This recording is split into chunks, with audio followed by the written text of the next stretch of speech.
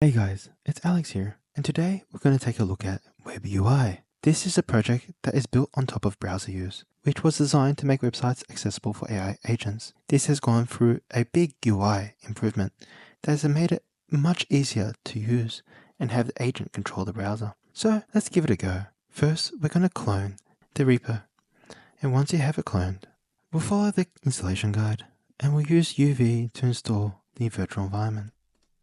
We'll source the bin to activate it, and then we'll pip install the requirements for this package. I do have to say, UV is a lot faster, and I'll probably start using it more often for my virtual environments and doing Python projects. Then we'll install Playwright. This is a version of Chromium that will be utilizing the agentic flows, and once it's done, we should be able to just load it up. So just like that, we should have a completely working agentic browser, and it should give us the agentic browser use. Here you have a variety of customizable and maximum number of run steps and max actions per step. You can also use vision, use tool calls, and you can set which LM provider you want to use. Gemini will be the best because it uses 2.0 Flash, which can take screenshots. Make sure you've set your key here, or you can also alternatively create an env file with all your keys. We also have options here to either use our own browser, run browser in a headless mode without GUI, and also set the recording path as it will record the browser session. And this is pretty simple. You add your task in. Let's try and run this agent. I've commanded it to go to youtube.com and search for Smart Alex Ball DIY in the search bar and give the name of the first video. Hopefully it can also click on that video and find out the number of likes that video received. This is quite complex, so I'll be quite impressed if this does it. When we click Run Agent, we should see this Chromium window open up, and it navigates to YouTube.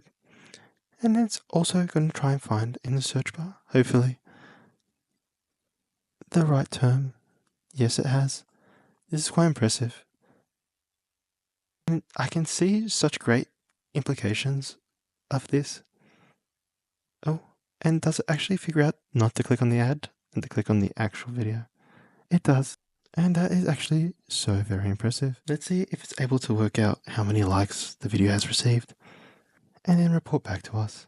It gave us the title of the video, and it has accurately given us the number of likes. That is quite mind-blowing. And having this beautiful UI to help us utilize agentic flows on browser usage is just opening up my mind to so many possibilities. And what's amazing is that you can see the steps the agent is taking. Here, you can see it navigated to the YouTube channel, was able to successfully, in 2 actions, click the right element and import the text, and then also search the website for the video, click on the video, and then even get the answer to extract the number of likes. That is quite amazing and insane proof of how powerful agentic AI flows are going to be coming into 2025. I hope you guys found this video interesting, and I can't wait to see what you guys can do with Web UI and agentic flows. I'll see you guys in the next video. Thanks for watching.